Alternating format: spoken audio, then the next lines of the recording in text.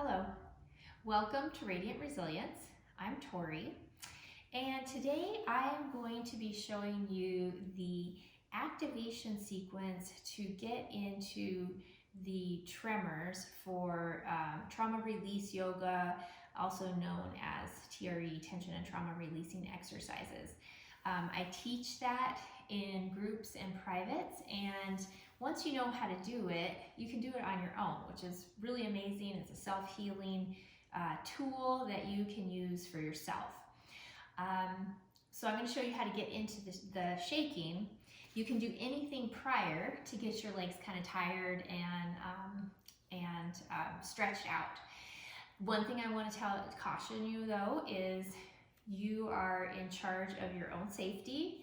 This is a practice that you need to do self-regulation, so you only shake for a length of time that's comfortable for you, and you stop whenever you're feeling any discomfort, because you want a positive association with the process, and you also want the releasing to happen a little bit at a time so that your system is able to integrate it easily and comfortably.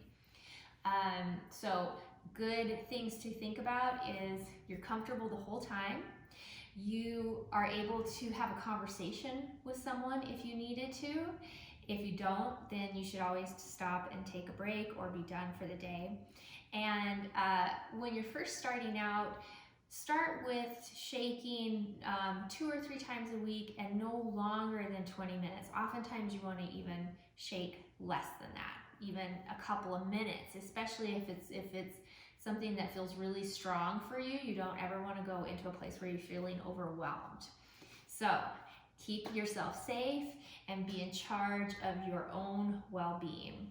All right, so as I mentioned, you can do anything to get yourself a little bit tired and fatigued beforehand. I usually use yoga, but TRE has a set of 7 exercises that you can use, but it could be even like a bike ride or hike or a walk, whatever it is that you like to do beforehand. And then the activation sequence is, I'm just gonna go through it really quick and then I'm gonna actually do it. So you can do it with me at some point if you want. The activation sequence is either coming into kind of a butterfly position, maybe not your widest butterfly. Sometimes if you go super wide, you can feel some tugging on the knees. So you might just go slightly less than what your range is with hips lifted. Now that for some people, for whatever reason, that's not comfortable, another thing you could do is do a bridge pose instead. And if you do bridge pose, you might even consider squeezing a block or a ball between the knees. So this is where you'd start, either in this bridge or this lifted butterfly, and you'd be there for a minute. After that minute, hips come down, legs just relax open for a breath, and then sliding the feet a little further away from your hips, so slightly less bend in your knees. Now the hips stay on the floor. You're just moving your knees now. Knees come up about an inch and you're there for a minute.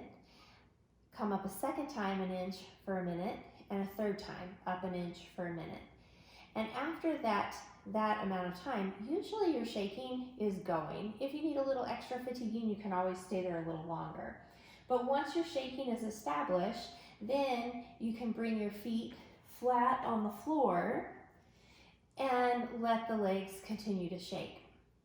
Because when we have the feet together with the knees open, you're using muscle energy working against gravity to keep your legs lifted. And that contraction to hold the legs can sometimes, we're using it to fatigue the legs, but it can inhibit some of that shaking. So once you bring your feet flat to the floor, then you're not using so much energy to hold the legs up, and then the nervous system can really kick in and that release work can get going. Everybody's shaking looks different. Sometimes it's really subtle, where from the outside you can't see anything, but it's really deep and strong in the body. Sometimes it's big movements. Sometimes it's not even shaking. Sometimes it's rocking or swaying or swishing. Whatever the movement is, everybody's different. They're all valuable. It's all what your system is ready to release in that moment. And it's very organic. So you just let it happen and just approach it with curiosity. And again, keeping yourself safe. Eyes can be open or closed, and you can have the arms wherever feels really comfortable for you. If at any point you feel uncomfortable or you're just getting tired, and again, no longer than 20 minutes, but oftentimes less, all you have to do is lengthen out your legs and flex your feet. And with that contraction in the legs, it'll make the shaking stop. So if you do need a break, you can just lengthen out the legs, flex the feet for a little bit, and then return back into your shaking, and your body picks right back up where it left off. Or you might be done and then you want to take a shavasana or a rest to give your system time to integrate the releasing. So now I'm going to take you through it real time. So I'll start in that lifted butterfly, but remember you could do a bridge, and maybe if you're in bridge you'd squeeze a block or a ball, but you don't have to. So lifted butterfly, if you're going with me, you're going to lift your hips up and you're going to be here for about a minute.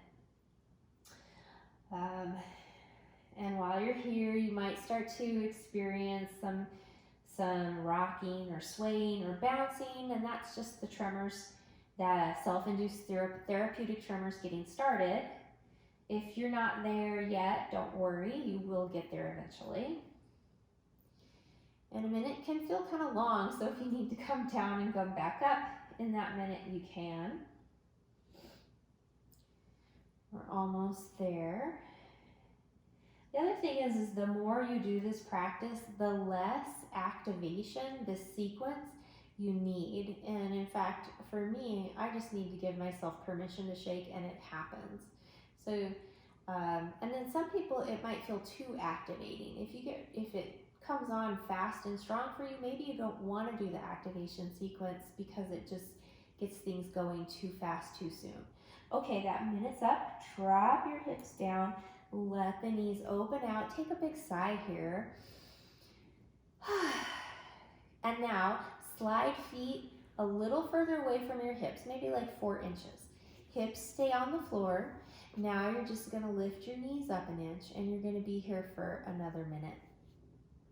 While you're here, take a big sigh and let your belly and your low back soften. So you're not pushing down in the low back, because then that causes contraction. So you're just letting everything soften. And we tend to tell ourselves that we need to have the stomach tight and drawn in, and which is good for low back support. But in this case, you want to let it go. And as you can see, I've got some shaking going.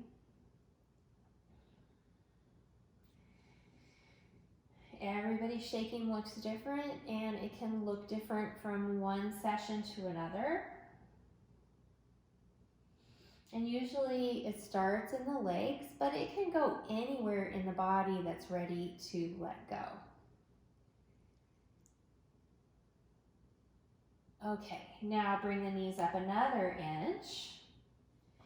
And this time when I have you sigh, let your rib cage, your upper back, your shoulders down the arms into the fingers, let all of that go.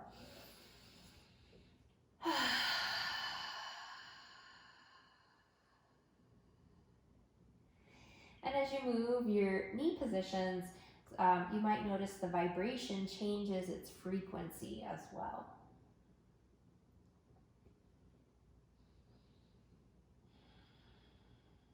Keep some space between your upper and lower teeth so that you can't clench your jaw.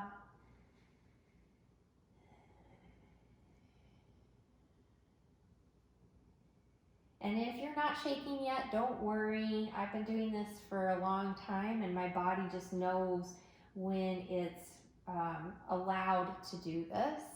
Okay, bring your knees up another inch. So this is the third one.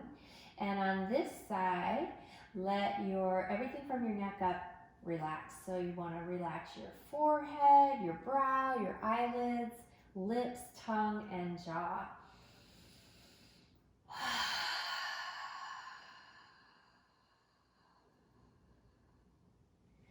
Good.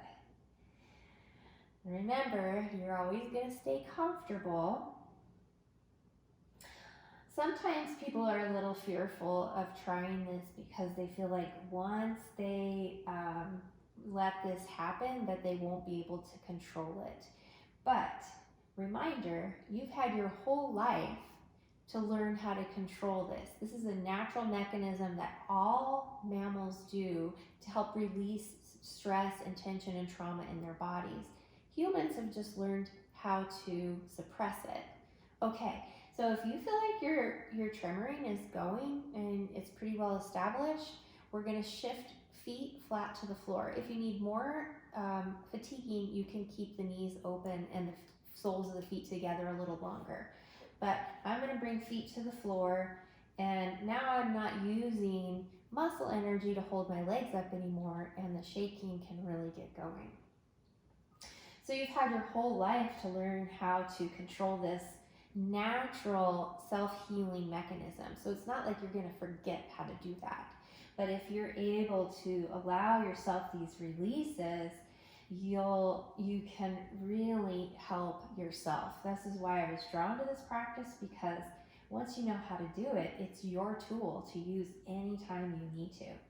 So this is just what my shaking happens to look like today. It might look completely different tomorrow. Sighs are good because they're good for releasing. And I'm staying comfortable. I can have a conversation, obviously. So those are things that you want to keep track of. If you at any point it doesn't feel comfortable, you're going to lengthen out legs, flex your feet, and either stop for this particular session and give yourself time to rest, or if you take a little break, and then you can come back and you'll go right back into it. Okay? So that's pretty much it. Make sure you give yourself a little integration time afterwards. And if sometimes after people do this, they might feel really sleepy or they might feel really energized. That's just good information to have about yourself and how your system responds to this, so that if you are going to do it at home, you do it at the right time of day for how you respond. So you're not going to mess up your sleep cycle or sabotage what you have to do during the day. But if it's to the extreme, one end or the other, nothing bad. It's just that you probably shook a little longer than you should have. So it's feedback for you. It's not going to hurt you, but it's feedback for you to know that you need just a little less time doing that shaking so that you don't end up getting those extremes. Yeah, that's pretty much it. Let's see, what else? One more thing, sometimes if you have some chronic tension in your body, like I know, sometimes it's just from tension. Sometimes you have contraction in your body, like around an old injury or something that hurts. And your body will naturally contract around that area as a way of protection. And when we release in this shaking process, those old holding patterns might start to let go and soften.